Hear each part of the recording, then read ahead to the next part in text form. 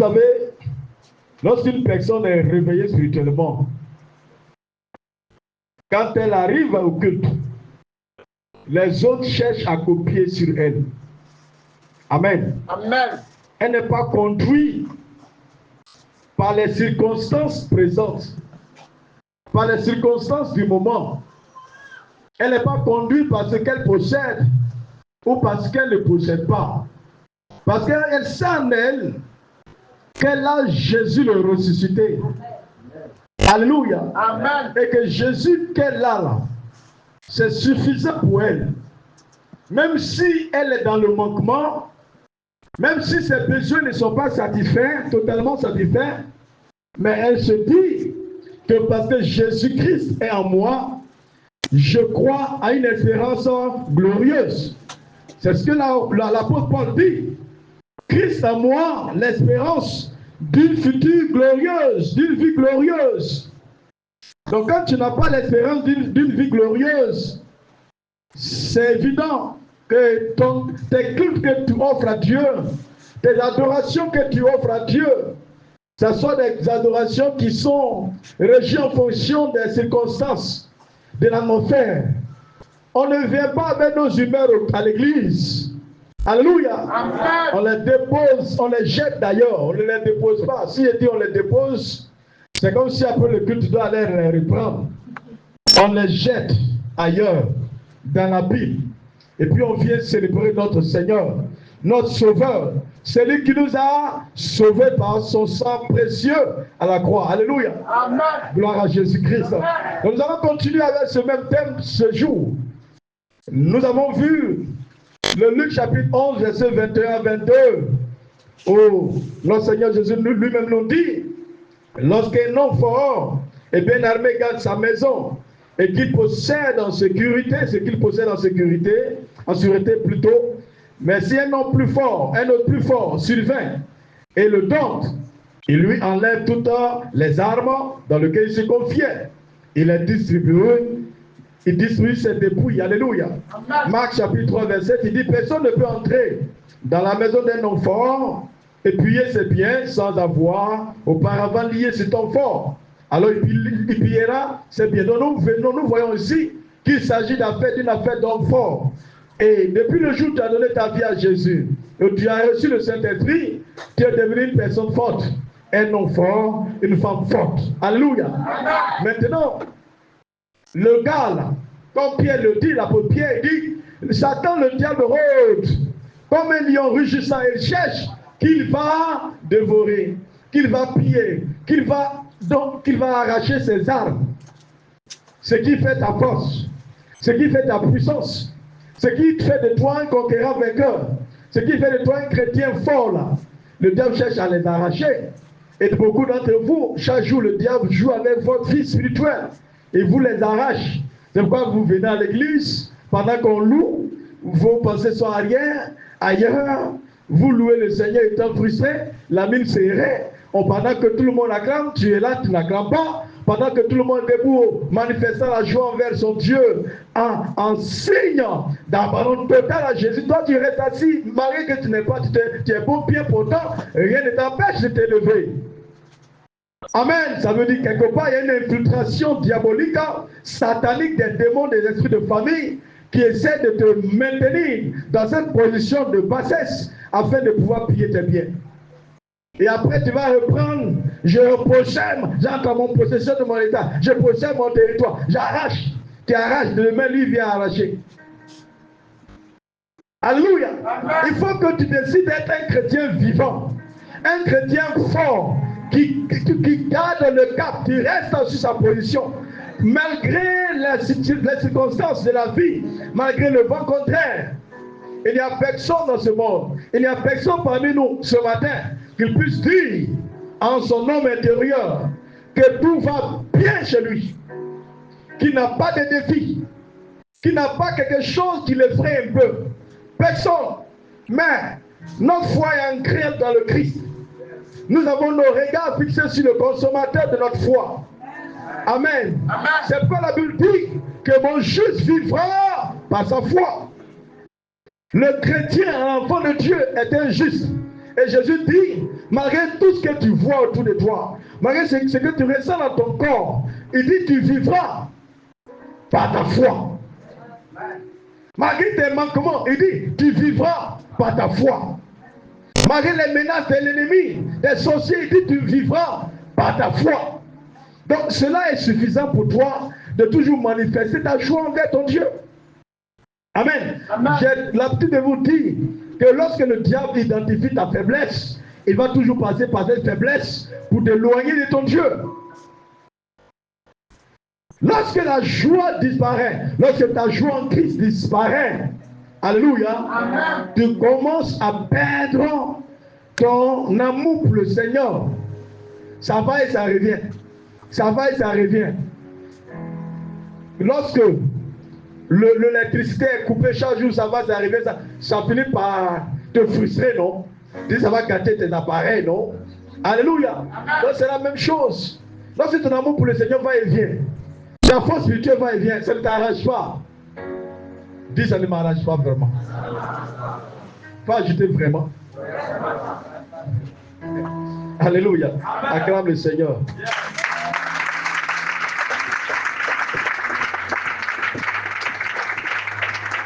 Le but des tribus. Les tribus sont, ici nous avons pour le moment 4 groupes, constitués ayant, chaque groupe ayant à sa tête un leader. Dans le livre de Jean et de Luc, de Marc, la Bible dit un jour, Jésus était dans le désert et accompagné par une multitude de personnes avec ses 12 disciples. À un moment donné, un de ses disciples va le dire. Et les gens ont fait, alléluia, et renvoie cette foule pour qu'elle aille chercher de quoi manger.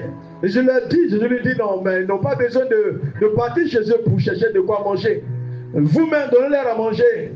Et ce disciple leur dit, mais ici, là, on peut trouver de la nourriture.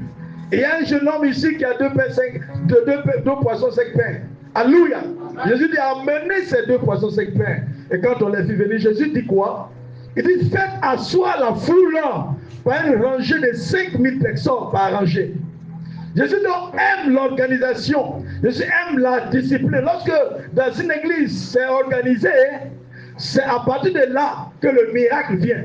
Est-ce que Jésus était obligé de faire la chose, de dire à ses disciples, de faire asseoir la foule par rangée de 5000 personnes par rangée, avant que le miracle ne s'opère? Jésus savait que si cela n'était pas fait, si le miracle est opéré, le reste de la nourriture sera gâché, dilapidé, mélangé. Et les gens même risquent de se bagarrer en mangeant. Alléluia. Donc, dans toute église, Dieu aime l'organisation. Dieu aime les différents groupes qui sont constitués pour l'avancement de son œuvre et pour permettre au berger, à son berger de bien nourrir ses brebis. Donc les différentes tribus ne sont pas constituées uniquement pour les jours où on fait les offrandes missionnaires. Les différentes tribus sont constituées pour le bon fonctionnement de l'église. Et chaque responsable qui est établi sur chaque tribu doit jouer sa responsabilité, son rôle. Au-delà des responsables, tous les responsables de l'église, même si tu n'es pas établi sur une tribu, tu dois jouer également ton rôle et te rassurer si les tribus fonctionnent. Alléluia. Et le responsable se dira, le responsable d'une tribu te dira, mais qu'est-ce que tu dois faire pour que cela fonctionne? Alléluia. Ta capacité à galvaniser tes troupes, tes brebis, tes fidèles, je dirais, tes éléments. Alléluia. À les encourager, à les motiver. C'est ce qui va aussi leur donner de la force. Chers responsables des tribus, ne vous déconnectez pas des membres de tribus et cherchez à vous reconnecter avec eux lorsque nous sommes à quelque part des dons missionnaires. Les gens penseront que ces tribus ont été constituées uniquement pour les dons missionnaires. Alléluia. Est-ce que je parle à une église ce matin? Gloire à Jésus. Les tribus nous les copions en fait cette affaire de tribus sur le peuple d'Israël. Quand ce peuple a quitté l'Égypte, étant dans le désert, Dieu a parlé à Moïse. Amen. Et donc nous avons au sein de ce peuple-là, 12 tribus. Et quand ils sont arrivés dans la terre promise à Canaan, ils se sont partagés la terre promise par tribu. Alléluia. Gloire à Jésus-Christ. Donc si tu es membre et que tu fais partie d'une tribu, ne vois pas cela comme étant un acharnement. Si ton responsable cherche toujours à te joindre, à te motiver, à t'encourager. Alléluia. Au contraire, il faut être heureux de savoir que ton responsable se soucie de toi. L'église se soucie de toi. Gloire à Jésus. Amen. Ne refuse pas de décrocher les appels de ton responsable. Il faut les décrocher avec fierté. Amen, amen. Amen. Gloire à Jésus-Christ. Car c'est pour ton bien, c'est pour le bien de l'église, c'est pour le bien de tout le peuple. Ici à Miresna. Gloire à Jésus-Christ. Et c'est pour également permettre à chacun de vraiment grandir spirituellement et de se réveiller spirituellement. Parce que le diable aime l'isolement. Le diable aime quand une personne est solitaire. C'est-à-dire quand elle est seule dans sa foi. Alléluia, dans sa vie spirituelle. C'est comme vous allez remarquer, depuis un bon moment, beaucoup, un peu partout dans le monde entier, beaucoup te diront, moi je prie à la maison. Moi, Jésus là, c'est dans le cœur. C'est dans le cœur. C'est ça le diable aime. Isoler les gens et leur faire du mal. Amen, amen. Amen. Mais lorsque nous nous retrouvons, nous nous frottons en tant que des enfants de Dieu, en tant que le corps de Christ, et dont le Christ lui-même est la tête, cela te fortifie et t'aide à avancer. Cela t'aide à avancer. Même si tu vivais des moments difficiles, tu traversais des moments difficiles, le fait de voir ton frère, ta soeur en Christ pendant le culte, le fait d'écouter le message, de passer à la prière, la louange, l'adoration, cela t'encourage, cela te bonifie spirituellement, cela te permet d'accélérer en fait ta course pour le sommet. Amen. Alléluia. Amen. Parce que chaque jour le diable te parlera, la chair te parlera, les circonstances de la vie te parleront. Tu entendras des voix. Amen. Amen. Et pour que ces voix-là diminuent, il faut aimer la présence de Dieu, la présence des saints. Tout le culte des tribus, où chaque tribu dit à l'église, nous sommes là, nous sommes là. Moi et mes éléments, nous sommes là. Comme je l'ai dit d'entrée, je n'ai pas encore vu si vous êtes là. Alléluia. J'essaie de vous motiver, mais peut-être que vous allez vous rattraper avant la fin du culte. Gloire à Jésus-Christ. Amen, amen. Il faudrait que les créas, les affiches que le pasteur met sur les réseaux sociaux, là, l'éclat de ces créas, de ces affiches-là, quand on vient au culte, il faut que ça se ressemble. Amen, amen. Il faut que ça se ressemble. Est-ce que je parle à quelqu'un ce matin? Aujourd'hui, il y a facilité tellement les choses que chacun fait sa créa, puis balance. Et puis quand on va au rendez-vous, ou même les gens se connaissent, ils ne voient rien dedans. Il n'y a pas du vide. Il n'y a pas la vie spirituelle. Alléluia. Que Miresna ne soit pas ainsi au nom de Jésus-Christ. Que Miresna ne soit pas ainsi au nom de Jésus. Que ce qui attire les gens, les regards, les publications de l'église, les créas, amen, qui attire les regards des gens, quand les gens voient le culte ou passent au culte, disent vraiment, le culte a été à la hauteur de la publication, à la même dimension de la publication. Est-ce que quelqu'un peut ovationner le Seigneur ce matin? Alléluia! Amen. Amen. Amen. Nous tendons vers la fin du monde. Et comme nous ne savons pas quand est-ce que Jésus reviendra, seulement nous savons une chose, nous voyons des signes. Amen. Alléluia, nous voyons des signes que je ne sais de citer ici. Les tremblements de terre, les guerres, les famines, la haine, les divisions dans les familles. Jésus l'a dit. Il dit, il faut que ces choses précèdent mon prochain retour. Il faut que ces choses. Donc quand nous voyons ces éléments déjà, ce sont des éléments indicateurs que Christ, notre Seigneur Jésus, n'est pas loin. Et pour cela, il faudrait que nous soyons vraiment prêts. Il faut que nous armions spirituellement. Alléluia. Il faut que nous nous réveillions. Il faut que nous nous relèvions. Amen. Et c'est pourquoi nous parlons maintenant de quelques points. C'est quelques points qui doivent te permettre de te relever et de te réveiller parmi les morts. Il dit, réveille-toi et relève-toi d'entre les morts. Alléluia. Amen. Donc, pour que tu puisses avoir la force spirituelle, la force surnaturelle, pour te tenir debout, il faut l'armure de Dieu. Selon Éphésiens chapitre 6, verset 10 à 17, que tu pourras encore méditer profondément à la maison. Il dit, au reste, frère, au reste, fortifiez-vous dans le Seigneur et par sa force toute puissance. Réveillez-vous, revêtez-vous de toutes les armes de Dieu, afin de pouvoir tenir ferme contre les ruses du diable. Car nous n'avons pas lutté contre la chair et le sang, mais contre les dominations, contre les autorités, contre les princes de ce monde des ténèbres, contre les esprits des méchants dans les lieux célestes. Alléluia. Il dit quoi? Nous n'avons pas lutté contre la chair et le sang. Beaucoup passent le temps à lutter contre la chair et le sang. Contre la chair et le sang, c'est lorsque tu t'en prends à ton frère, lorsque tu t'en prends à ta soeur, lorsque tu gardes rancune contre ton frère, lorsque tu gardes rancune contre ta soeur, parce qu'il t'a blessé, il t'a dit quelque chose quelque part, le voisin, ton conjoint ou ta conjointe, ton parent quelque part là-bas, tu gardes rancune, tu es en train de combattre contre la chair, tu es en train de combattre contre le sang. Les gens disent non, ne pas combattre contre le sang, la chair, mais contre les esprits, les dominations, les principautés. C'est quoi le jour où Pierre a dit à Jésus? Il dit, Jésus, ce que tu viens de dire là, cela ne t'arrivera pas. Tu ne mourras pas. Tu ne seras pas cloué à la croix. J'ai dit, arrête de moi Satan. Jésus ne traitait pas Pierre de Satan, mais il traitait Satan qui était derrière Pierre, Satan. Alléluia. Jésus a compris que ce n'était pas Pierre qui parlait, mais le diable. Donc il y a certaines choses qui peuvent t'arriver par l'intermédiaire de ton frère, de ta soeur, de ton voisin, de ta voisine, de ton conjoint ou ta conjointe. Certaines paroles blessantes.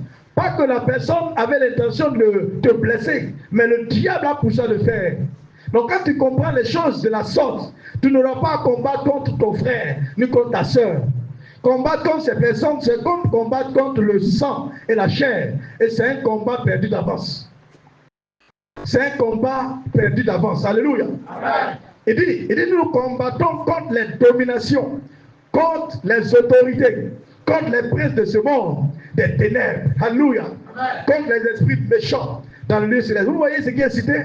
Les dominations, les autorités, les princes de ce monde. Les dominations et les autorités sont dans les lieux célestes. Ils sont dans le premier ciel, deuxième ciel. Alléluia. Amen. Ils ne sont pas parmi les petits démons qui te fatiguent là. Alléluia. Amen.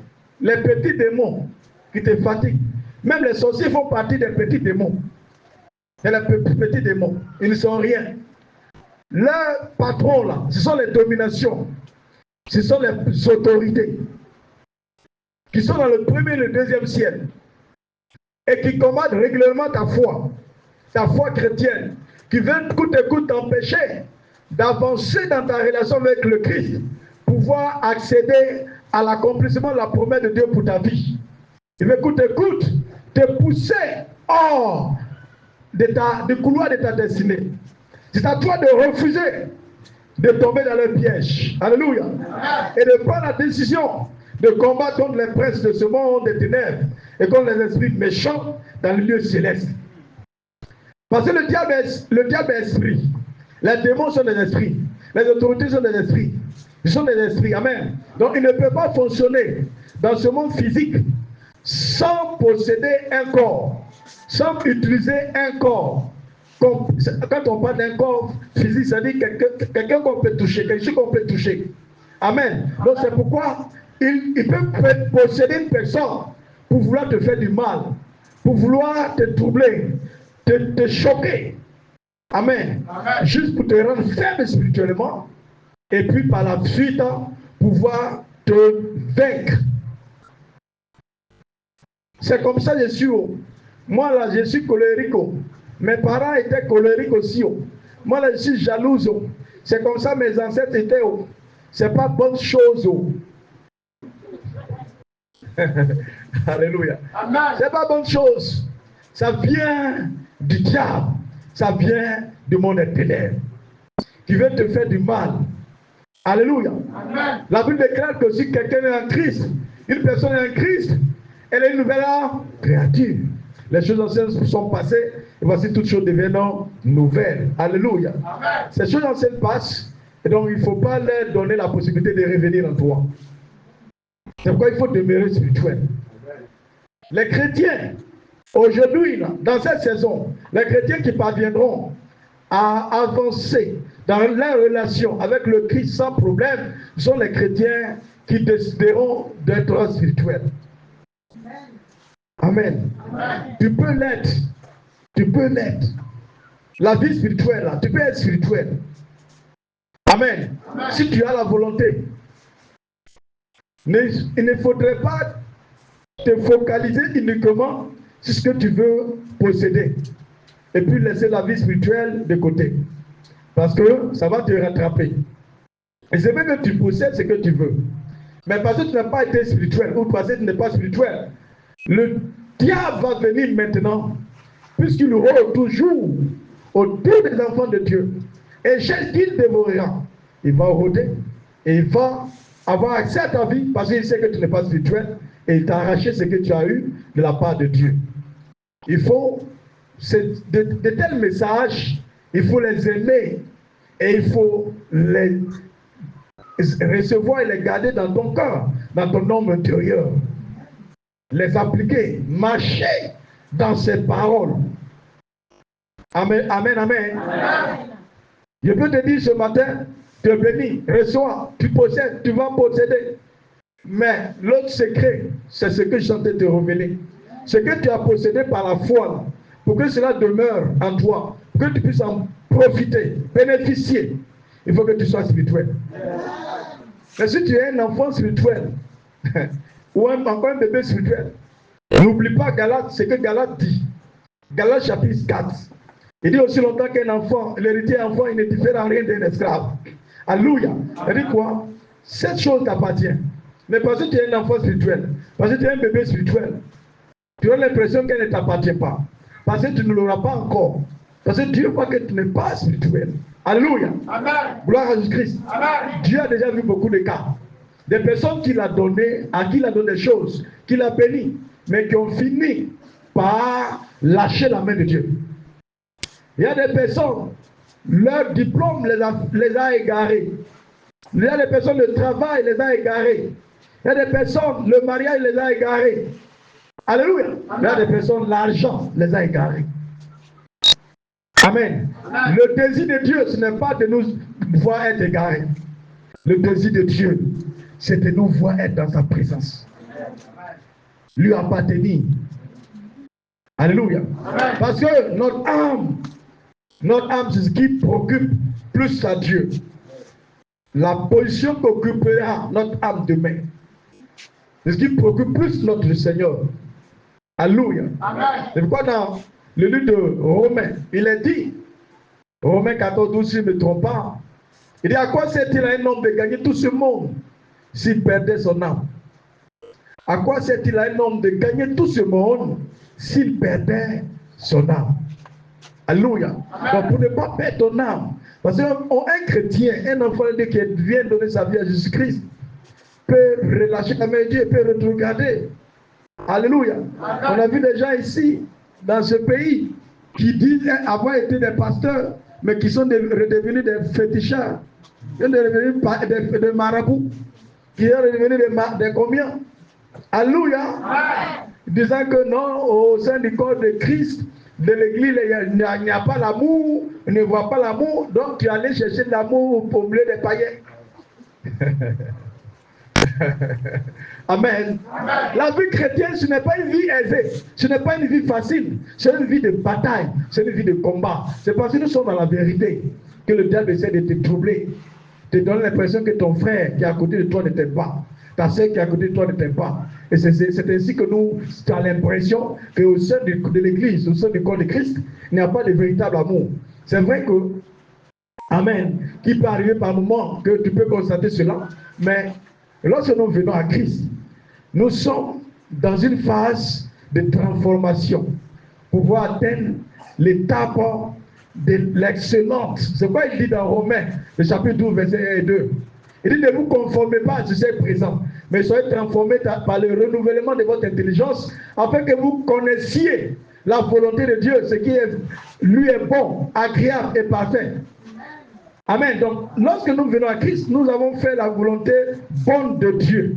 Ensuite, pour que nous puissions faire la volonté agréable de Dieu, c'est lorsque nous commençons à obéir à Dieu. Maintenant, par perfection, le perfectionnement, on ne l'obtient pas comme ça facilement. C'est là que nous nous aiguisons, nous frottons chaque jour. Amen. Amen. Et puis tu vois que cette personne t'a frustré, mais malgré ça, tu dis, je lui pardonne. C'est par là que tu atteindras l'étape de la perfection. Amen. Amen. Donc l'étape de la perfection ne s'atteint pas facilement comme cela. Alléluia. Amen. Pas alléluia, amen, pas je prie, pas yafaya, non. Si tu dis être chrétien là, ta vie chrétienne sera aiguisée, je dirais, éprouvée. Le mot m'échappe. Cette vie-là sera éprouvée. Pour voir si tu es véritablement un enfant de Dieu, prêt à tout accepter, comme Jésus nous l'a démontré. Alléluia. Amen, amen. Donc, le fait de dire que je suis déçu, désolé parce que tel frère, telle soeur, oh, je ne vois pas l'amour, ceci, cela, c'est parce que toi-même, tu es bébé spirituel. Amen, amen. Amen. Si les autres te démontrent la haine, alors toi, il faut leur démontrer de l'amour. Cela te montre que tu as grandi. Cela te montre que tu es spirituel. Alléluia. Sinon que le diable ne te laissera pas facilement comme cela atteindre la perfection ou le perfectionnement. C'est trop facile. Il te combattra. Alléluia. Et c'est pourquoi la Bible t'encourage dans Éphésiens chapitre 6, verset 14 à tenir ferme. Il dit tenez ferme. Amen. Dieu appelle quelqu'un ce matin à tenir ferme. Je ne sais pas la situation que tu traverses présentement, mais le Seigneur t'appelle à tenir ferme. Tiens ferme. Tiens ferme. Tiens ferme. Je ne sais pas ce que les résultats de l'examen t'ont dit. Amen. Mais tiens ferme. Tiens ferme. Tiens ferme. Sachant en qui tu t'es confié. C'est en Jésus-Christ. Jésus-Christ. Celui-là même qui a accepté d'aller à la croix pour toi, de verser son sang pour toi. Et aussi longtemps que tu lui feras confiance, tu ne seras pas déçu. Alléluia. Il dit, ayez à vos reins la vérité pour ceinture. Et donc, nous sommes en train de voir maintenant l'armure du chrétien. Les armes de Dieu pour l'enfant de Dieu. Il dit, première arme, la vérité. Il faut que tu sois un chrétien qui dit la vérité. Alléluia. Si tu es un chrétien véridique, alors tu as déjà la première arme avec toi. Mais si tu es un chrétien qui ment, tu ne l'as pas. Ça fait une arme de moins.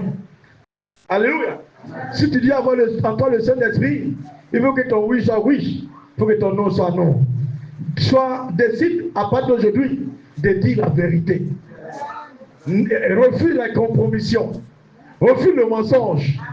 Amen. Parce que tu as la vérité. En fait, tu as le Saint-Esprit en toi. Tu as la parole de Dieu en toi. Tu as la vérité en toi. Donc, comment est-ce qu'une personne qui en est la vérité peut faire sortir le mensonge? Elle se contredit là. Amen. À partir d'aujourd'hui, décide de tourner la page du mensonge dans ta vie au nom de Jésus-Christ. Alléluia. Et puis quand tu as cette vérité là, elle représente la ceinture. Lorsque les soldats vont pour combattre là, et ces soldats là s'habillent dans leur tenue de combat. Alléluia. Donc parmi les éléments qu'ils prennent pour s'habiller là, la ceinture en fait partie. Donc ça veut dire que si tu n'es pas une personne qui dit la vérité, tu ressembles à un soldat qui a mis le pantalon pour aller combattre, mais il n'y a pas de ceinture. Quand la guerre sera engagée, au moment où tu voudras fuir, tu imagines le reste. Amen. Oh, tu ne pourras pas fuir, tu vas tomber. Parce que le pantalon même va descendre. La majorité de tous les hommes qui sont ici présents, chacun a mis une ceinture. Amen. Amen. Même le moment qui peut-être l'agir ou quoi que ce soit, mais ça a été fait de sorte à ce que ça représente en même temps la ceinture. Amen. Il faut que ça la serre, ça serre serré. Sinon, tu imagines la suite. Gloire à Jésus-Christ. Amen. Donc, c'est dans cette vie-là que nous sommes. Donc, aussi longtemps que tu vis dans le mensonge, ça veut dire dans le spirituel, tu n'as pas la ceinture spirituelle. Ce qui fait que tu n'arrives pas à avancer. Et quand on dit courons, tu ne peux pas courir. La chose là est déjà sur tes pieds. La plante tes pieds, ton pantalon ou ta jupe, c'est là. C'est descendu chez nous. Le temps que tu t'arrêtes pour soulever pour ça monte, tu vas ça descend. Ce n'est pas le problème qui est là. Le problème, c'est que tu dois mettre une ceinture. Et cette ceinture-là, c'est la vérité qui doit être ton battage. Alléluia. Sinon, tu vas combattre Satan lors des rendez-vous des conquérants. Tu combats le diable et il rit. Et dit, lui, il n'a pas de vérité. Je n'ai pas peur de lui. Celle-là n'a pas la vérité en elle. La ceinture n'est pas en elle. Alléluia. Après ce matin, prends la ceinture de sécurité au nom de Jésus-Christ. Alléluia. Gloire à Jésus. Ensuite, il dit, revêtez la cuirasse de la justice. La cuirasse de la justice. Et quand tu pratiques la justice, cette justice représente la cuirasse. Alléluia. La cuirasse, sans me tromper, c'est ce qu'on met sur la poitrine pour se protéger contre les flèches, contre les balles assassines de l'ennemi. Amen. Et donc quand tu l'as, quelle que soit la balle qui vient, ça ne peut pas pénétrer dans ton corps. Amen, amen. Donc si tu n'es pas un chrétien qui vit dans la justice, qui vit dans la justice, mais qui vit dans la justice ou qui aime l'injustice, tu es exposé spirituellement. Alléluia. En tant qu'enfant de Dieu, maman chrétienne, papa chrétienne, encourage tes enfants, propulse-les à vivre dans la justice.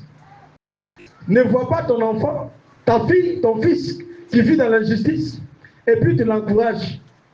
Ça ne te dit rien, tu ne lui dis rien. Parce que tu l'aimes trop. Tu ne peux pas lui dire la vérité. Alléluia. Amen. Ah, tout compte fait, c'est la vie, c'est la jeunesse. Quelle jeunesse ça? Sans le savoir, tu es en train d'encourager l'injustice. Le chrétien, l'enfant de Dieu doit être cette personne. Lorsqu'elle arrive dans un endroit, les gens se pressent d'avoir son avis par rapport à une situation donnée. Parce qu'ils savent que cette personne-là, c'est une personne de justice, qui dit toujours la justice, ce qui est juste, ce qui est vrai. On ne peut pas la compromettre. Alléluia. Amen. Gloire à Jésus-Christ. Et dit, revêtez la cuirasse de la justice. Mettez pour chaussure à vos pieds le zèle que donne l'évangile de paix. Alléluia. Amen. Là encore, on ne peut pas aller dans le combat sans porter des chaussures. Quelqu'un qui va dans le combat sans porter des chaussures, là encore, c'est encore plus dangereux. Amen. Amen. Il suffit qu'il marche sur un caillou bien tranchant. Alléluia. Amen. Le temps il va se mettre à terre pour enlever le caillou, soigner sa plaie là. L'ennemi, soit l'ennemi est déjà parti, soit l'ennemi l'a déjà pris. Alléluia. Amen. Donc, il dit la chaussure que nous devons porter ici, c'est le zèle pour l'évangile. Être zélé. Amen. Amen. En tant qu'enfant de Dieu, tu ne dois pas attendre à ce qu'on puisse t'encourager, non.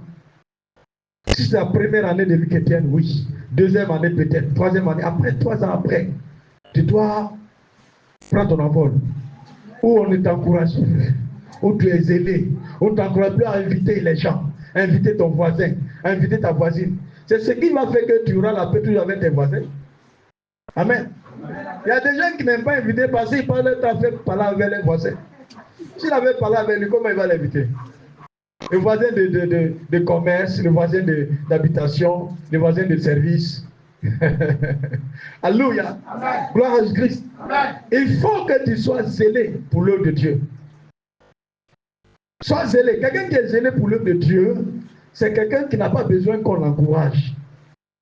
Quelqu'un même qui surprend Jésus, qui surprend l'église, qui surprend le pasteur, en invitant d'autres, en évangélisant les âmes. Amen, amen.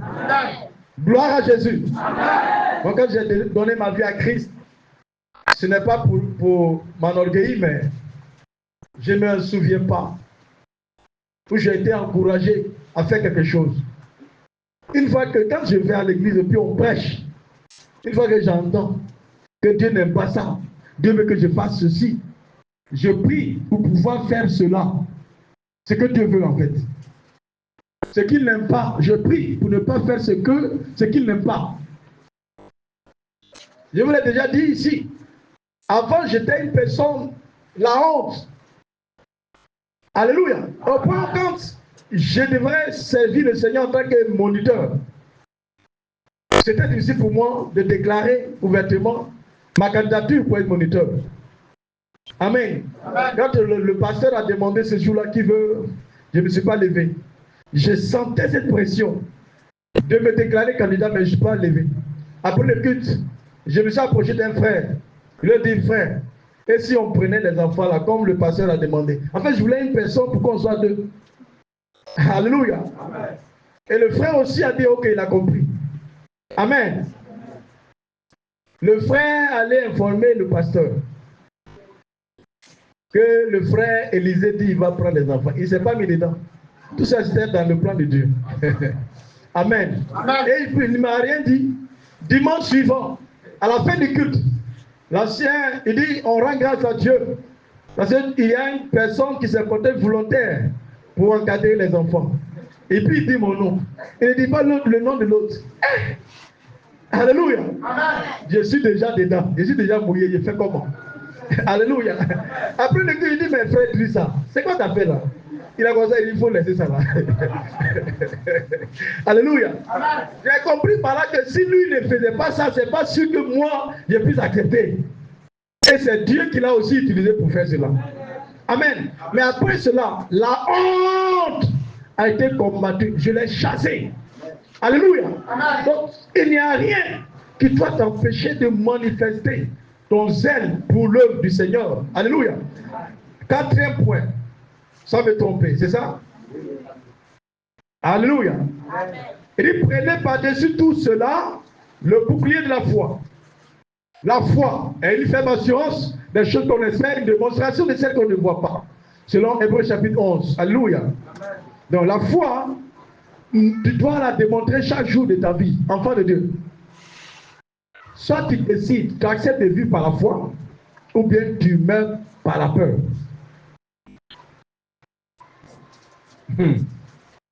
Soit tu acceptes de vivre par la foi, ou bien tu meurs par la peur. Choisis. Ça, ce n'est pas compliqué.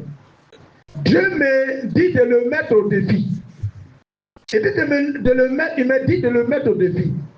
Donc je le mets au défi. Il dit de le mettre au défi en quoi faisant? En vivant par la foi. Et que je verrai ce que lui va faire. Donc, à moi de vivre par la foi. Même si je pense que dans notre famille, là, cela est impossible. Tous mes prédécesseurs, personne n'a jamais atteint ce niveau. Personne n'a jamais réussi.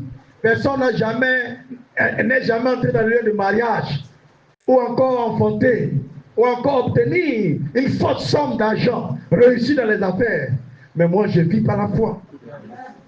Pratiquant les principes divins, pour voir ce que mon Dieu fera. Amen. Quand il dit dans le livre de Malachie, mettez-moi de la sorte dans l'épreuve. Amen.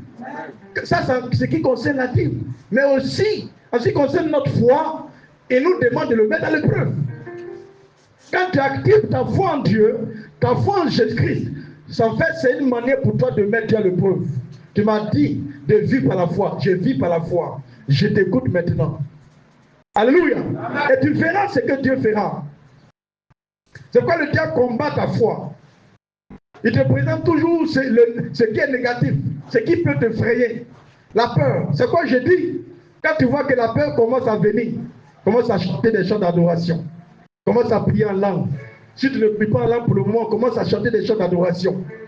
Ou commence à écouter des prédications que tu reçois, que tu enregistres, qui sont partagées chaque jour sur les plateformes. Alléluia. Écoute-les. Tu verras l'Esprit de Dieu en toi va revigorer ton esprit. Et ton esprit va commencer à avoir de la force. Amen. Quand tu vois que la peine commence à s'installer, c'est que ton esprit est en train de perdre la force. Ton âme est en train de prendre le dessus sur ton esprit. Et ton esprit n'est plus trop en contact avec l'esprit de Dieu. Donc il faut créer l'atmosphère qui va reconnecter ton esprit avec l'esprit de Dieu. Pour permettre à ton esprit d'être fort. Et quand ton esprit est fort, tu verras la joie va venir. La paix va venir. La paix va s'installer. Et la foi sera là.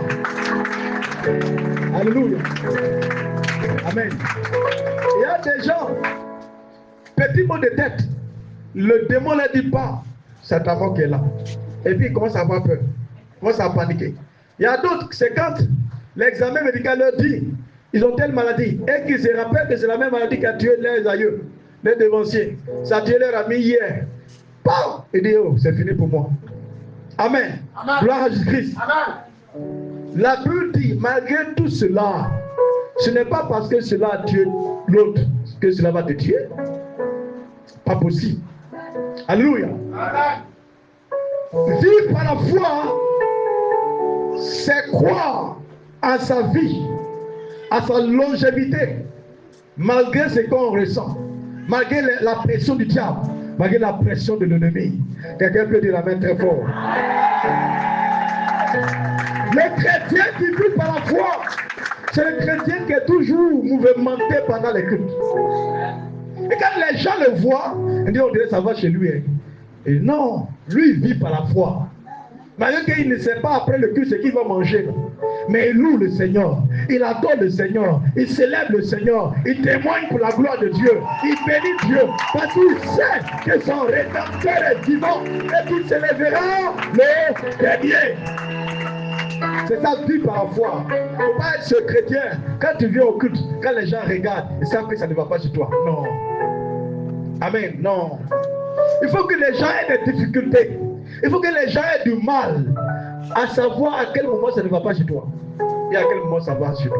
Il faut qu'il y ait du mal à distinguer cette différence. Et la vie par la foi va t'amener à imposer à tes frères et sœurs cela. Ils ne seront jamais. Les gens viendront même pour te demander des prêts.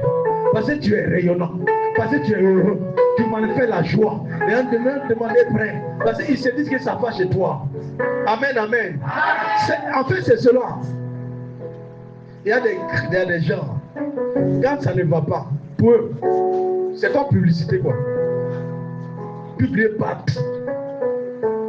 Chez nous, au village, un village de près de 20 000 habitants, pour faire passer les informations, on choisit quelqu'un avec un mégaphone. Avant le mégaphone, avant, c'était un truc qui tape. Quand il est dans le secteur, et puis il parle à haute voix.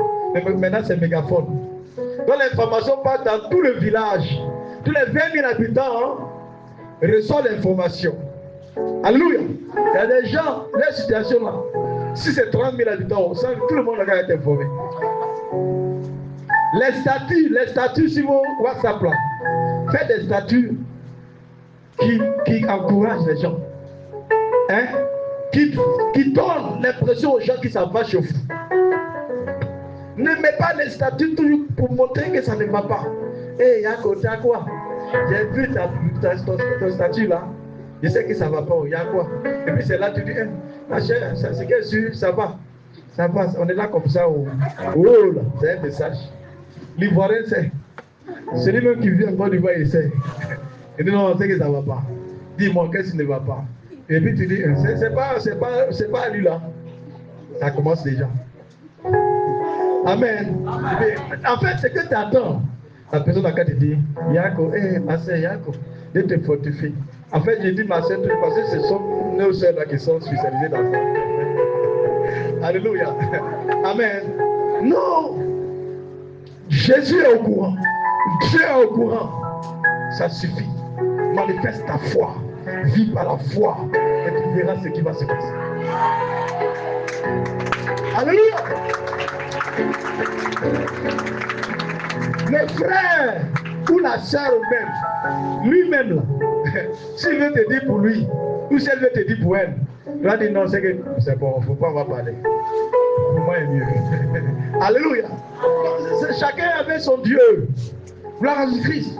C'est ce qui va te permettre justement de vivre par la foi. Il dit la foi est le bouclier. Prenez par-dessus tout le bouclier de la foi, avec lequel vous pouvez éteindre tous les traits enflammés du malin. Alléluia. Gloire à Jésus-Christ.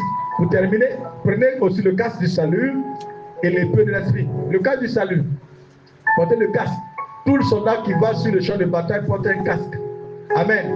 Et il dit, ton assurance pour ton salut, là, c'est qui montre que tu as porté le casque du salut. Qu'est-ce que cela veut dire?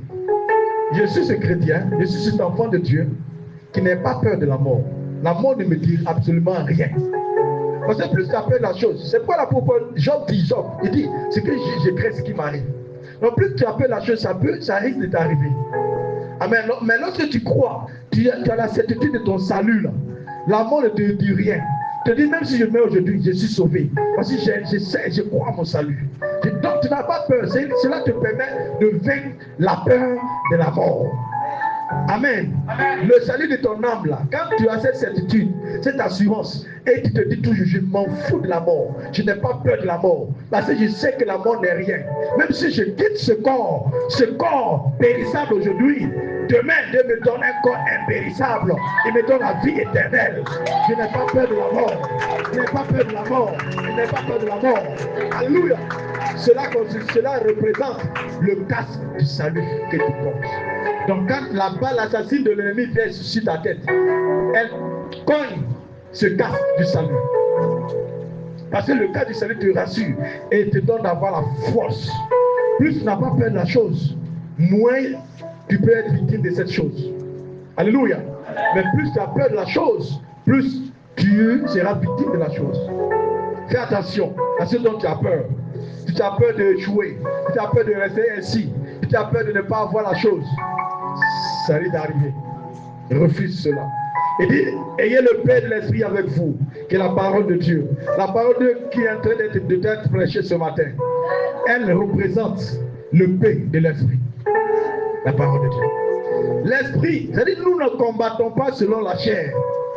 Nous combattons nous sommes dans une bataille spirituelle. Qui parle de bataille spirituelle parle de bataille avec l'esprit de Dieu. Amen. Il dit donc, ce qui donne la force, de la force à l'esprit de Dieu là, c'est la parole de Dieu. Amen. Donc, pour que tu puisses donner de la force à l'esprit de Dieu en toi pour t'aider dans cette bataille, il faut aimer la parole de Dieu. Il y a des gens qui n'aiment pas la parole de Dieu. Ils aiment vraiment ce qu'on les flatte tout le temps.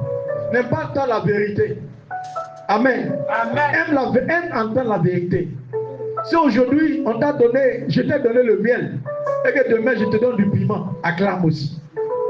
Je t'ai donné du sucre hier, et qu'aujourd'hui ce que je te présente c'est du mato, acclame aussi. Amen. Sois satisfait. J'ai bien découvert qu'il y a une certaine catégorie de chrétiens de nos jours là, qui n'aiment pas entendre qu'on prêche. Tu es béni. Et ils ne sont pas dans ça. Et ils sont focus sur la sanctification. Quand on prêche sur le péché, contre le péché, et ils aiment ça. Alléluia. C'est ça en fait l'enfant de Dieu. L'enfant de Dieu, tu ne dois pas resté bébé spirituel en voulant entendre toujours ce qui est le miel, le sucre. Ce que tes oreilles veulent entendre. Non. Alléluia. Même si ce n'est pas ce que ta chair veut entendre et que ce qui est prêché, reçois cela avec joie. Cela fait partie de la parole de Dieu. Amen. La parole de Dieu, c'est un mélange. Amen. Donc, il faut que tu apprennes à aimer la parole de Dieu, la présence de Dieu. Je ne pense pas encore que je puisse terminer ce message ce matin. Alléluia. C'était le premier élément de ces éléments qui nous permettent de nous relever. L'armure de Dieu. Amen. Donc, le premier élément, c'est l'armure de Dieu. Les armes que le chrétien doit prendre. C'est ce que je viens de partager avec vous concernant ce Éphésiens chapitre 6, verset 10 à 17. Alléluia. Le deuxième point, le Éphésiens chapitre 5, verset 14, il dit, tu dois te réveiller Il dit, c'est pour cela qu'il est dit, réveille-toi, toi qui dors, relève-toi d'entre les morts, et Christ t'éclairera. Amen. Réveille-toi, relève-toi, et Christ va t'éclairer. Si tu restes à terre, si tu restes en bas, tu ne seras pas éclairé. Amen. Tu as une grande destinée. Tu as un grand nombre d'années de vie devant toi. Amen. Donc, tu dois te relever. Tu ne dois pas accepter de rester par terre. Pour que Christ puisse t'éclairer. Pour que tu puisses continuer ta course dans le nom de Jésus. Deuxième élément. Amen. Le péché peut empêcher un enfant de Dieu de se réveiller spirituellement. Le péché. Et pourquoi il a dit dans Isaïe 59, verset 1 2. Non, la main de l'Éternel n'est pas trop courte pour sauver, ni son oreille trop dure pour entendre. Mais ce sont vos crimes qui mettent une séparation entre vous et votre Dieu. Ce sont vos péchés qui vous cachent sa face, qui l'empêche de vous écouter. Alléluia. Et Proverbe 28, verset 13. Celui qui cache ses transgressions ne prospère point. Mais celui qui les avoue et les délaisse obtient miséricorde. Donc nous comprenons ici que pour que nous puissions nous relever, pour que tu ne puisses pas rester par terre, tu dois abandonner le péché. Amen. Parce que si tout ce que je viens de prêcher, je viens de toucher, le premier point, l'armée du chrétien, si tu prétends avoir les armes du chrétien, les armes de Dieu, et puis tu es dans le péché, ça ne peut pas t'arranger, ça ne peut pas t'aider. Amen. C'est comme un soldat qui va combattre et qui ne suit pas les règles. Il s'expose en fait. Amen. Un soldat qui va dans le combat et qui ne suit pas les règles. Donc sois heureux que je touche ce point-là. Parce que quand on parle de péché aujourd'hui, c'est chaud. Pasteur, mon cœur bat, mon cœur bat. Il ne faut pas que ton cœur va battre. Sois heureux d'écouter ce message sur le péché. Parce que Dieu est contre le péché. Et comme nous sommes des petits dieux, nous sommes des rois, nous sommes des reines. Alléluia. Nous devons aimer entendre ce que Dieu veut de nous. Dieu dit, si tu veux vraiment te relever et te réveiller dans tes morts, il faut abandonner le péché. Je ne sais pas quel est le type de péché. Aujourd'hui, quand on parle de péché, ce n'est pas uniquement le péché sexuel, mais aussi le péché des rancunes, d'amertume, de jalousie, de méchanceté, de sorcellerie, ainsi de suite, de mensonges. Tout ça sont des péchés. Là où tu dois dire oui, tu dis non. Amen. En fait, il n'y a pas de petits péchés. Amen. Et nous devons tous nous repentir. Tu dois te repentir de ce péché dans lequel tu es depuis longtemps. Sinon, c'est par là que le diable va te maintenir par terre. Donc, pour t'empêcher de te relever. Alléluia. Ce qui te fatigue là, confesse cela et abandonne cela. Repends-toi. Ce qu'il est dit dans Proverbe 28, verset 13. Il dit, celui qui cache ses transgressions ne prospère point. Tu comprends? Il dit, celui qui cache ses transgressions ne prospère point. Mais celui qui les avoue et les délaisse, tu confesses tes péchés et puis tu les délaisses. Tu obtiendras miséricorde, c'est tout. C'est. Amen, amen. Certaines personnes, les soucis de ce siècle, les maintiennent par terre. Troisième élément, les soucis de ce siècle. Luc 21, verset 34. Prenez garde à vous-même, de crainte que vos cœurs ne s'apesantissent par les excès de manger et de boire et par les soucis de la vie. Et que ce jour devienne sur vous à l'improviste. Marc 4, 18 à 19. D'autres reçoivent la semence parmi les épines. Ce sont ceux qui entendent la parole, mais en qui les soucis de ce siècle, la séduction des richesses et l'invasion des autres convoitises étouffent la parole et la rendent infructueuse. Les soucis de ce siècle, fais attention. Tu te soucies tellement des choses de ce siècle que tu ne donnes pas la place à la parole de Dieu dans ton cœur. Amen. Oui, c'est vrai que tu dois chercher ta réussite. C'est vrai que tu dois chercher à avoir de l'argent. Mais cela ne devait pas prendre le dessus sur ta relation avec Dieu. Cela ne devait pas prendre la place de la parole de Dieu dans ton cœur. Cela ne devait pas prendre la place de l'amour de Dieu dans ton cœur. Alléluia. Il faut que la première place soit donnée à la parole de Dieu. Soit donnée à Dieu. Tu ne peux pas penser te soucier de la même chose du matin jusqu'au soir. Et même pendant la nuit, c'est la même chose. Tu penses à ça. 24 heures sur 24. 16 jours sur 7. 31 jours sur 31. Pour toi, c'est comment? Tu ne peux pas t'en sortir. Amen. Il dit, et déchargez-vous sur moi de tous vos bagages, vos soucis. Jésus dit, de décharger sur lui tes soucis. Donc quand tu décharges sur Jésus tes soucis, là, tu ne crains plus, tu ne penses plus à ces soucis-là, parce que tu sais que tu les as confiés à Jésus. Tu les as déchargés sur le Christ. Celui qui se soucie toujours, tout le temps, c'est qu'il n'a pas encore déchargé ses soucis sur le Christ. La meilleure solution pour toi, c'est de décharger tes soucis sur le Christ. Amen. Celui qui décharge ses soucis sur le Christ n'a pas peur, ne panique pas. Il arrivera des moments où le diable va vouloir te réveiller, te rappeler ces choses. Mais tu dis, tais-toi, monsieur Satan. J'ai déjà déchargé cela sur le Christ. J'ai déjà donné cela à mon Jésus. Amen. Il s'en charge. Jésus s'en occupe. Amen. Gloire à Jésus. Donc ne laisse pas les soucis de ce siècle te maintenir par terre, te pousser loin de Dieu. Non, refuse cela. Abandonne cela au nom de Jésus. Quelqu'un peut dire amen très fort.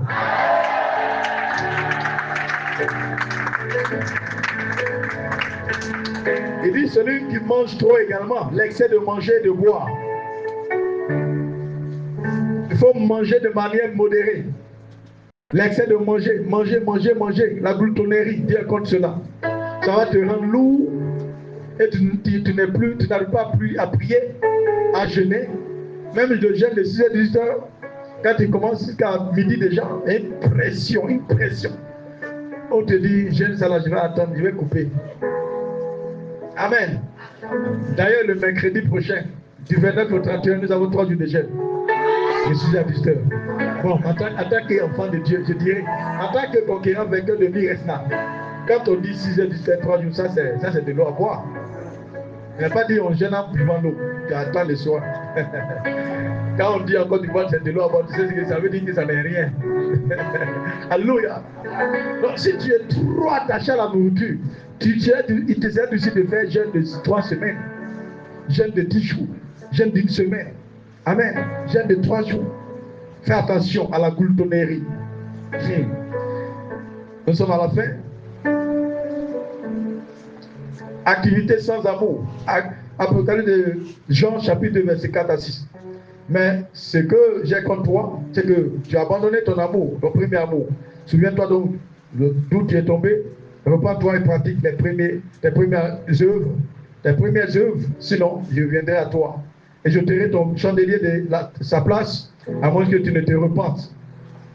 Tu as pourtant ceci, c'est que tu hais les œuvres des Nicolaïtes, œuvres que je hais aussi. Alléluia. Amen. Prochain point, 4e, si je ne me trompe pas, ou le 3e, c'est le chrétien qui fait les activités de Dieu sans amour. Il sert Dieu, merci, sans amour. Alléluia. C'est quand tu sers Dieu sans amour, là, sans l'amour pour Dieu, là, tu finiras par te retrouver à terre. D'où aujourd'hui, ces pasteurs, ces serviteurs de Dieu qui rétrogradent, qui lâchent la main de Dieu. En fait, ils servaient Dieu sans véritable amour pour Dieu. Ces chrétiens qui disent, moi je suis fatigué, c'est parce qu'ils n'avaient pas de véritable amour pour Dieu pendant qu'ils le servent. Tout ce que tu fais dans la maison de Dieu, dans la présence de Dieu, pour Dieu, là, tu dois le faire avec un véritable amour pour le Seigneur. Je suis servi d'ordre. Je le fais avec amour pour le Seigneur. Je le fais parce que j'aime Dieu. Je suis chante, je le fais parce que j'aime Dieu. Je suis pianiste, batteur, je le fais parce que j'aime Dieu. De tout mon cœur. Quoi que je fasse dans l'église, je le fais avec un véritable amour pour le Seigneur. C'est quoi vous ferez aujourd'hui au sein du corps de Christ. Il y a beaucoup d'instrumentistes, de chantes, de pianistes, de batteurs qui sont forts, compétents dans nos églises, en Côte d'Ivoire comme partout dans le monde, mais qui n'aiment pas Dieu. Ils ont le talent, mais ils n'aiment pas Dieu. Et ils deviennent des propres diables. Alléluia. Ils sont par terre. Et ce qui aujourd'hui nous donne aujourd'hui dans nos églises d'avoir affaire à des chantes. Gloire à Dieu pour Miresna passer ici. Je suis vraiment intransigeant. Sauf si je ne soupçonne pas cela. Sinon, si je soupçonne, quel que soit ton rôle que tu joues pour la louange, tu vas laisser. Hein? Je préfère faire le culte sans louange. Amen, amen. Que de faire le culte avec quelqu'un qui va aller faire sa vie quelque part là-bas. Et puis venir s'arrêter ou bien s'asseoir. Non, non. Ça, c'est pas possible. La diaconesse est bien placée pour me connaître dans ça. On a commencé au balcon, au salon. Et depuis déjà là-bas, là, c'était un combat. Elle connaît ces personnes qui me fatiguaient. Et comment à chaque fois, alléluia, gloire à Jésus-Christ. Et puis moi, je ne suis pas dedans. Amen. Je préfère, même si c'est moi qui dois faire la prière d'entrée, animer la louange, je chante, je tape, tape, tape. Après, je continue l'adoration. Ensuite, en ce moment, elle était nouvelle, elle venait des 4 litres, là. Donc, elle ne connaissait pas encore grand chose, elle ne pouvait pas faire quelque chose. Amen. Donc, je fais tout ça, il vient, il prêche, et puis il prie pour eux. Et c'est comme ça qu'elle a observé, copier, copier. En fait, je comptais sur les jeunes qui venaient à ce moment, mais ils essaient de me démontrer qu'ils n'ont pas un véritable amour pour Dieu. Sauf si je ne suis pas au courant, mais si Dieu m'a permis de savoir, mais je ne peux pas accepter. Alléluia. Gloire à Jésus-Christ. Donc, nous devons servir Dieu avec un véritable amour pour le Seigneur. Si tu sers Dieu avec un véritable amour pour le Seigneur, là, le fait que le pasteur ait crié sur toi ne va pas te stopper. Cela ne va pas t'arrêter. Tu dis, ah, gloire à Dieu, parce qu'en fait, le pasteur est mon affaire. Il veut vraiment me voir, me perfectionner. Amen. Donc, comme il a vu que je n'ai pas pris la bonne voie, il me redresse pour que je prenne la bonne voie. Un père qui aime son enfant, le corrige toujours, lui fait des reproches, le fait asseoir, lui donne des conseils. Mais un père qui n'aime pas son enfant, qui se dit fatigué, là, il laisse comme ça. C'est qu'il n'aime pas son enfant. Parce que le temps son enfant va se rendre compte, c'est déjà tard. Il dit, mais papa, pourquoi tu ne m'avais pas dit ces choses? Papa dit, mais tu étais bizarre, c'est quoi, j'étais fatigué, je t'ai laissé. L'enfant va dire, c'est papa, toi papa, tu n'es pas gentil. Alléluia. Donc, chers chrétiens, chers conquérants, nous devons servir le Seigneur par amour. Amen. Amen. Le service des mouvements des femmes, nous le faisons par amour. La jeunesse, nous le faisons par amour. Si tu sers Dieu parce que tu aimes le Seigneur, hein, le rendez-vous de la jeunesse, de tous les dimanches, personne ne va te prier. J'avais donné une idée, une stratégie à ma fille, la présidente de la jeunesse. Elle a dit, bon, comme tu as des difficultés à voir tous les jeunes, chaque dimanche soir à 15h, faites ceci. Après le culte, à partir de certaines heures, appelez chacun des jeunes, rappelez-leur qu'il reste quelques minutes. Dans les débuts, ça a réussi. Amen. Le début, ça a réussi. Mais par la suite, quand les gens ont vu que quand on les appelle, c'est pour les rappeler l'heure de la jeunesse. Quand ils les appellent, ils décrochent. Ça ne va pas bien. Elle me fait le rapport. C'est honteux. C'est pas. Avec ça, tu dis, tu aimes Dieu. Juste pour venir une heure de temps. Quand on était dans le monde, il y a des trucs qu'on fait pour nous jeunes. Donc quand on est en Christ, à l'église, il y a pour les jeunes aussi. Donc les jeunes viennent juste pour une heure de temps. Mais si tu trouves que si ce qu'on vient faire là, il n'y a pas de quelque chose de spécial, toi-même vous te portez candidat, tu vas venir montrer aussi ce que tu sais faire. Est-ce que je parle à un jeune ce matin? Parce qu'en fait, tu n'aimes pas Dieu. Tu n'aimes pas Dieu. Si tu aimes Dieu, frère, tu respecteras. Tu répondras sur tes rendez-vous. Moi, j'ai participé à la jeunesse. Que ce soit à Bonoukou, que ce soit à Abidjan, j'ai participé à la jeunesse. Amen. On finit le culte souvent à 13h. En ce moment, à Bonoukou où j'étais, le pasteur, les ressources, les programmes, telle chose finie, on en parle l'autre, telle chose finie, on finit à 12h30, 13h. La jeunesse à 16h. On est des collégiens. On doit étudier, mais on va d'abord à la jeunesse. Alléluia. Gloire à Jésus-Christ. Qu'est-ce qui faisait cela? À moi, c'est l'amour de Dieu. L'amour que j'ai pour Dieu. Quand on parle des rassemblements des saints, j'y vais. J'y vais. Amen. Même si je pense que quand on va, ce sont les mêmes choses que le président de la jeunesse fait là. Mais mon amour pour Dieu m'amène à aimer ça comme ça. Mais quand tu n'aimes pas Dieu là, c'est ça que tu trouves que c'est mon temps. Amen. Parce que toi, même si hein, c'est le pasteur lui-même qui devient le programme de jeunesse ici, mais c'est la même chose que tu vas le dire après. Alléluia. L'amour de Dieu L'amour pour le Seigneur. Alléluia. Il ne faut pas servir Dieu sans démontrer son amour. Non. Tu chantes, il faut chanter par amour pour le Seigneur. Tu joues, il faut jouer par amour pour le Seigneur. Servir d'autres, fais-le par amour pour le Seigneur. Tu es chef de tribu, fais-le par amour pour le Seigneur. Alléluia. Tout ce que nous faisons, faisons-le par amour pour le Seigneur. Tu es responsable, fais-le par amour pour le Seigneur. Ton amour pour le Seigneur ne doit pas disparaître. En aucun cas, en aucun moment. Il doit être là toujours. Amen, amen. Parce que tu aimes Jésus-Christ. Parce que tu aimes Jésus.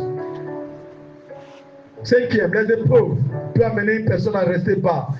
2 Timothée 3, 4, 12. Amen. Ne laisse pas les épreuves t'amener à demeurer par terre, à être parmi les morts. Non. Les épreuves viendront. Les épreuves viendront. Aussi longtemps que tu es enfant de Dieu, les épreuves viendront. Et il faut que tu retiennes. À chaque étape de ta vie a son épreuve. Pour le moment, il y a certaines personnes, il y a certains types d'épreuves qui ne vous arrivent pas encore. Parce que vous n'avez pas encore certains niveaux. Et plus vous avancerez, les épreuves viendront.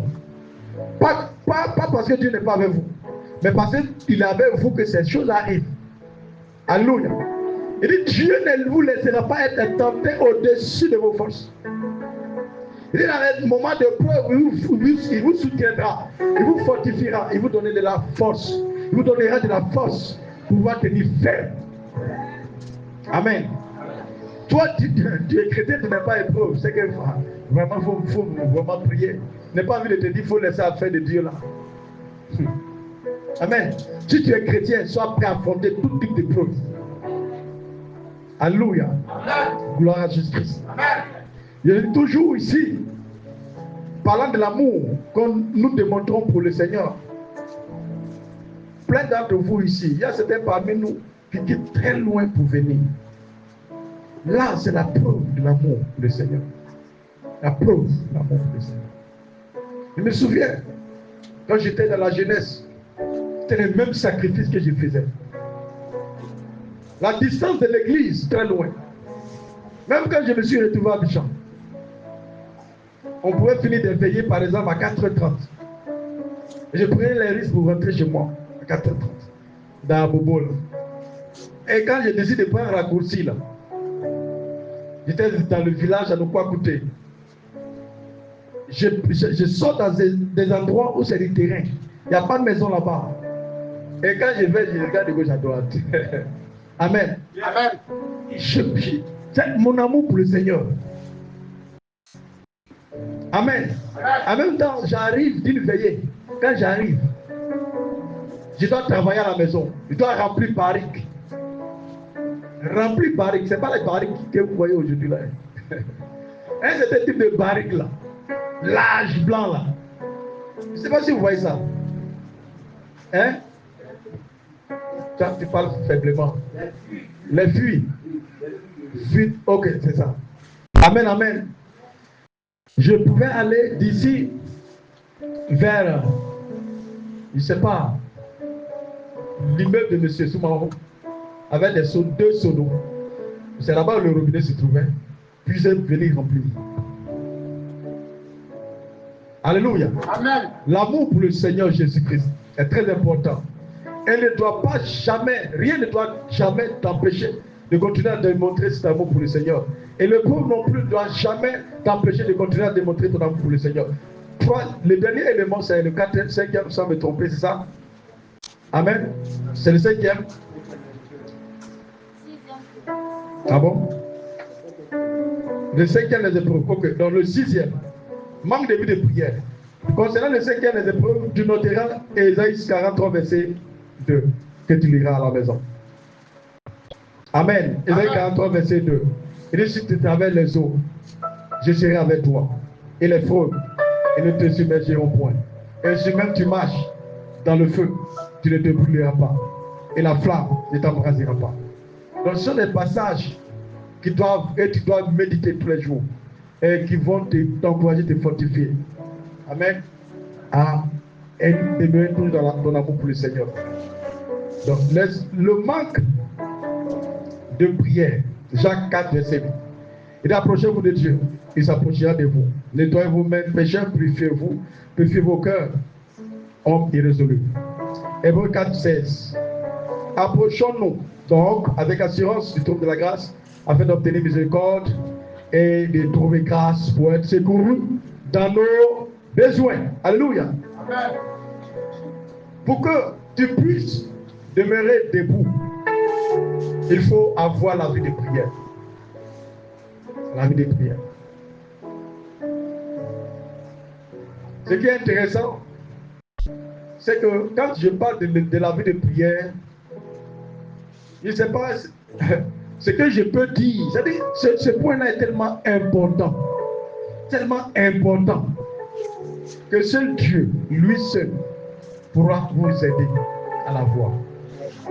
La vie de prière. Parce que je peux dire, je peux chanter, je peux parler tout. Mais si tu n'as pas la volonté, tu vas repartir chez toi et rester les bras croisés, sans vie de prière, ce qui ne t'arrange pas du tout.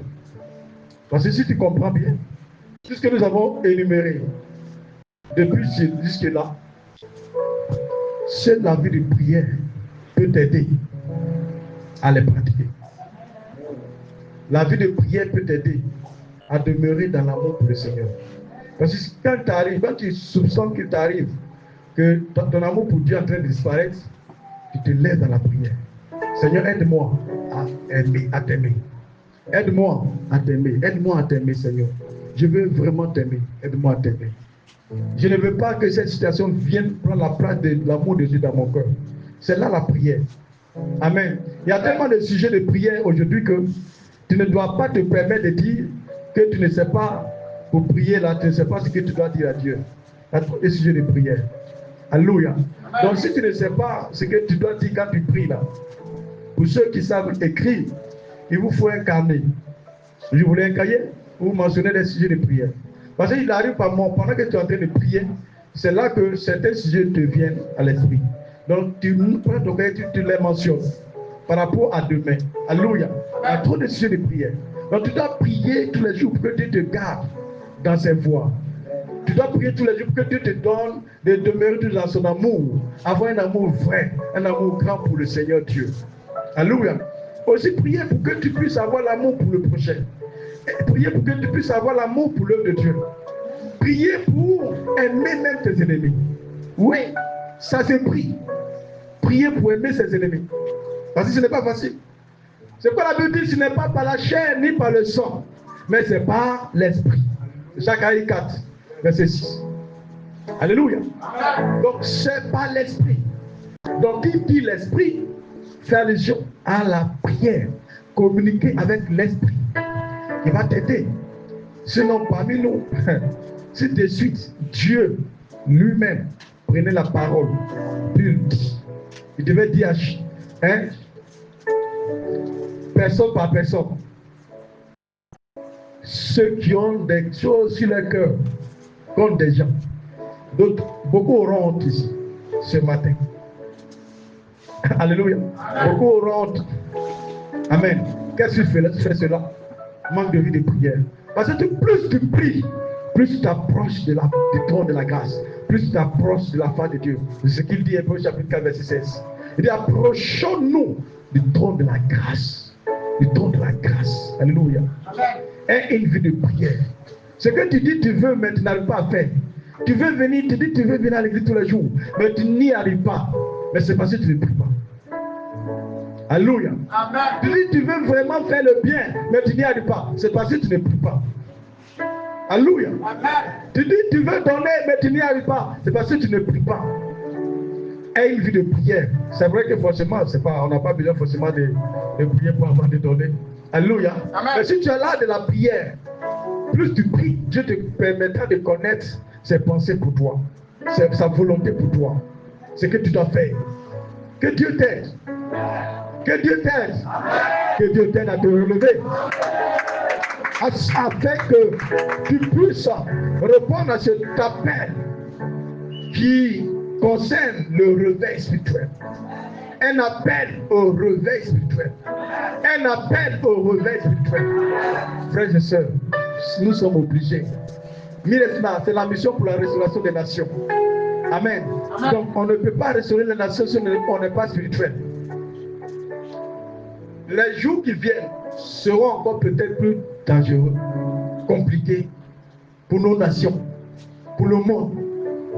Amen.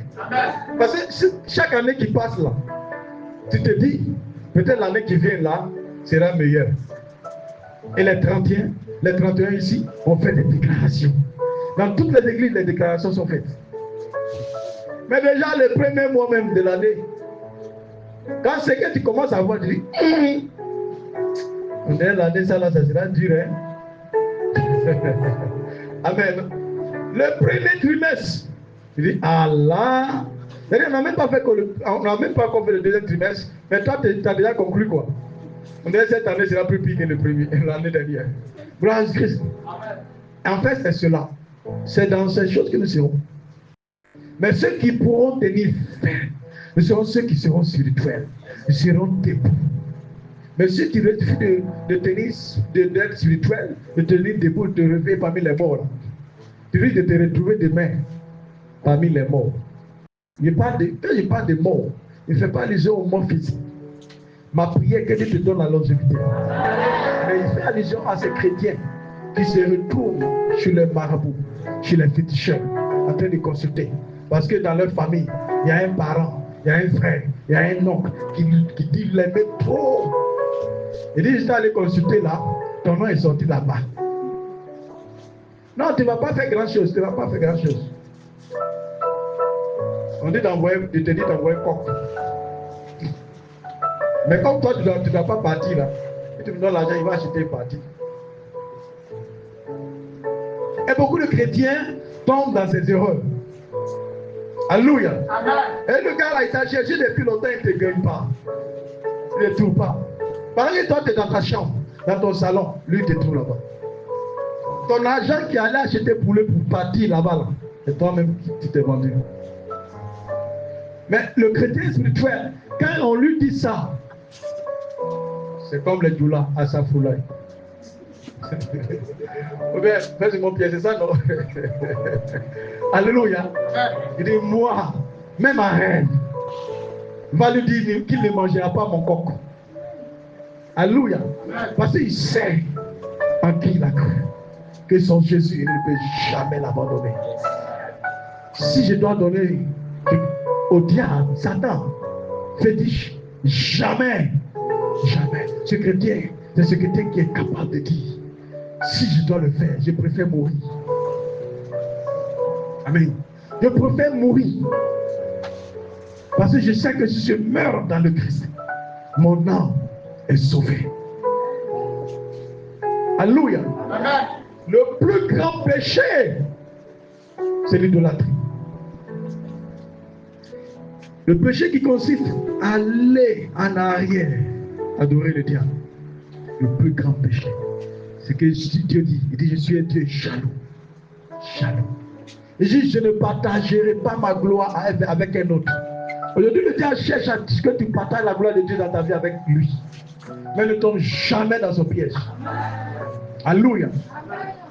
Que le Seigneur te bénisse ce matin. Qu'il t'aide à te relever.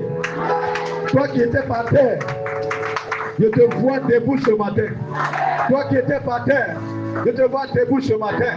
Au nom de Jésus-Christ. Au nom de Jésus-Christ. Au nom de Jésus-Christ. Au nom de Jésus-Christ. L'âme de Dieu te tient par la main ce matin. Comme Dieu a soutenu le prophète Élie, qui avait été pourchassé par Athalie, la reine Jézabel plutôt. La Bible dit, Dieu a soutenu son serviteur en l'aidant à se relever. Et le prophète Élie a continué sa course. Si tu étais par terre, ce matin Dieu te prend par la main. Il te fait lever. Il te fait lever. Il te permet de te relever pour continuer ta course. Au nom de Jésus. Le diable est un menteur. Satan est un menteur. Et que soit la circonstance de la vie, et que soit la situation, tu ne baisseras pas la garde. Et que tu ne